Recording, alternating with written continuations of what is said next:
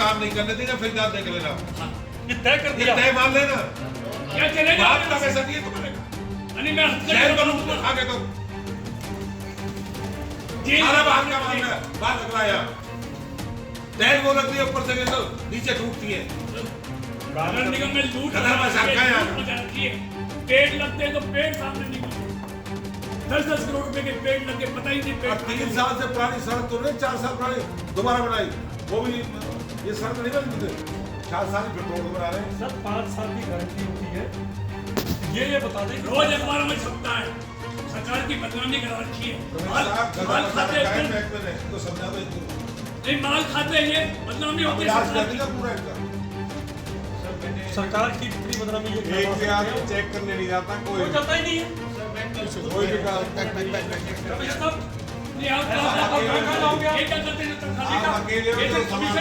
चोर पाल रखे दफ्तर के अंदर बिठा के कमीशन ले रहा संजय बंसल, मैं कह रहा हूँ डकैत बिठा रखा है। नहीं, आप कहाँ चेक करोगे?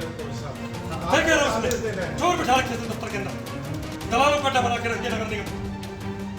हमने भी 20 साल नगर निगम के काम किए। आज से 10 साल पुरानी सड़कें उठा के देख लो, पूरे शहर में कोई सड़क नहीं टूटी होगी आज, लेकिन पिछले 10 साल के अंदर जो सड़कें बनी है ऐसे कितने खर्च होते हैं मेरी सड़कों का। देखिए, दिशा की ये रूटीन की मीटिंग है। जो केंद्र सरकार की योजनाएं हैं, जो जिले में डेवलपमेंट के काम हैं, जो राज्य सरकार की योजनाएं हैं, उनका किस तरह से इम्प्लीमेंटेशन हो रहा है, तो उसमें सारी चीज़ों की जानकारी ली जाती है और कंसर्न डिपार्टमेंट को दिशा निर्देश दिए जाते हैं कि वो काम में गुणवत्ता बनाए रखें और समय पर काम हो। तो ये सारी इन कामों की समीक्षा हम करते हैं और कहीं कोई उसमें हमको लगता है कोताही है तो उसके खिलाफ हम सख्त निर्देश भी देते हैं और फिर भी नहीं मानते हैं तो उसमें कार्रवाई करते हैं। मंत्री जी यहाँ पे आवाज गई है, नगर निगम का जो लूट का अड्डा बन चुका है, इसके आधार पर नगर निगम के अधिकारियों को और बाकी डिपार्टमेंट के लोगों को डांटा है। जनता के फीडबैक क्या है? देखिए, निश्चित तौर पर जनता का नहीं, हमारा खुद का फीडबैक है। 48 साल से इसी क्षेत्र में कॉलेज से लेके पार्षद से लेके पार्लियामेंट तक हमारे पास तरह तरह की जानकारी आती है और इस सबको मानकर चलना चाहिए। जो पैसा है डेवलपमेंट का, ये जनता की खून पसीने की कमाई है। उस खून पसीने की कमाई का सदुपयोग हो, उसका दुरुपयोग ना हो, उसकी पाई पाई का हिसाब हो। इसलिए मैंने सख्त निर्देश दिए हैं, अगर जनता के पैसे का कोई दुरुपयोग करेगा, उसके साथ कोई खिलवाड़ करेगा, तो मैं आज आपके माध्यम से भी कहता हूं, ऊपर एक शक्ति बैठी हुई है जिसकी सब पर नजर है। जो जनता के पैसे को खाएगा ना, उसके इसी जन्म में कीड़े भी पड़ेंगे, उसको भुगतना पड़ेगा, उनकी औलादों को भुगतना पड़ेगा। जो जनता के पैसे को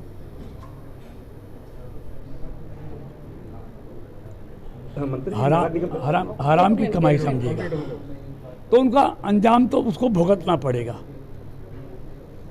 वो हमारे हाथों से बच जाएगा तो ऊपर वाले की दृष्टि से नहीं बचेगा। इसलिए मैंने उनको कहा है कि ऐसा कोई काम मत करो जिसका खामियाजा आपकी पीढ़ियों को, आपकी औलादों को भुगतना पड़े। और मैं आज कहता हूं, जो जनता के पैसे को, चाहे कृष्णपाल हो, कोई भी, अगर उसकी एक पाई भी खाएगा ना, उसको इसी जन्म में भुगतना पड़ेगा, उसको और उसके परिवार को। सर, सरकारी रेट से भी 20% 25% कम पर जो ठेकेदार टेंडर ले रहे हैं, तो गुणवत्ता की कैसी उनसे अपेक्षा? देखिए ना, आज आप देखिए, मैंने देखा है, खुद सैंपल फेल हो रहे हैं। 15 दिन में सड़कें टूट जाती हैं। टाइलों की स्पेसिफिकेशन 40 की स्ट्रेंथ से 20 की मिल रही है। वो कहते हैं ना, अंधी पीस रही है, कुत्ते खा रहे हैं। तो कहीं ना कहीं तो लगाम लगानी पड़ेगी। पूरा शहर गंदगी में अटा पड़ा है, नगर निगम के कर्मचारी हड़ताल पे हैं। आज नगर निगम के गेट पे कूड़ा। देखिए, मैं नगर निगम के कर्मचारियों को भी निवेदन करना चाहता हूँ, ये शहर उनका भी है। इस शहर में वो भी रहते हैं। अगर गंदगी से बीमारी फैलेगी तो उस बीमारी के प्रकोप से हमारे कर्मचारी भाई, उनके परिवार भी नहीं बचेंगे। इसलिए ये लोकतंत्र है, हर किसी की मांग होती है, उसका एक तरीका होता है, लेकिन तरीका ये नहीं होना चाहिए कि पूरे शहर को गंदगी से टाप दें। तो उसका खामियाजा शहर की जनता नहीं, वो खुद भी शहर के बासिंदे हैं, तो उनको भी भुगतना पड़ेगा। तो मेरा ये कहना है, अपनी बातचीत करें। बातचीत ही एक माध्यम है किसी भी समस्या का समाधान का। तो विभाग से बात करें, विभाग के अधिकारियों से बात करें और समस्या का समाधान करें, लेकिन काम बंद कर देंगे ये ठीक नहीं है। सर, स्मार्ट सिटी बने 10 साल हो गए हैं, लेकिन फरीदाबाद अब तक स्मार्ट नहीं बन पाया है। जांच करवाने की बात कही जा रही थी, क्या आगे की रणनीति रहेगी? देखिए पूजा, ये सारी बात है, आज जितना मैं कह सकता था मैंने कहा है। लेकिन मैं इतना कहता हूँ, इतना कहता हूँ, मेरी आवाज़ को कोई बंद नहीं कर सकता। अगर फरीदाबाद के लोगों के खून पसीने की कमाई के पैसे का कोई दुरुपयोग करेगा तो मैं उसके खिलाफ तो डटकर मंत्री जी, नीट की परीक्षा कैंसिल कहूँगा भी और कार्रवाई भी कराऊंगा। नीट की परीक्षा कैंसिल हुई है, हजारों जो विद्यार्थी हैं, लाखों विद्यार्थी, उनका भविष्य खतरे में है। बार बार ये परीक्षा कैंसिल होती है लीक होने की वजह से, इस पर क्या कार्रवाई है? देखिए, निश्चित तौर पे सरकार समय समय पर उसके लिए सख्त कानून भी बनाती है, कदम भी उठाती है, लेकिन बहुत लोग हैं जो बाज नहीं आते।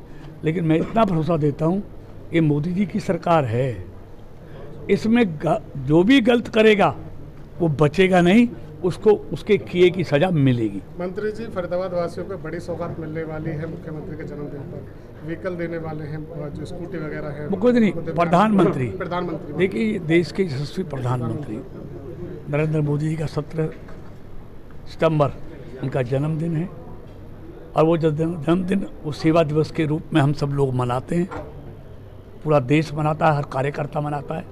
इस बार भी 17 सितंबर को हम मोदी जी के जन्म दिवस को सेवा दिवस के रूप में दिव्यांगों के लिए एक बड़ा कैंप लगाएंगे, जहां उसकी ज़रूरत के हिसाब से उनको यंत्र उपकरण दिए जाएंगे।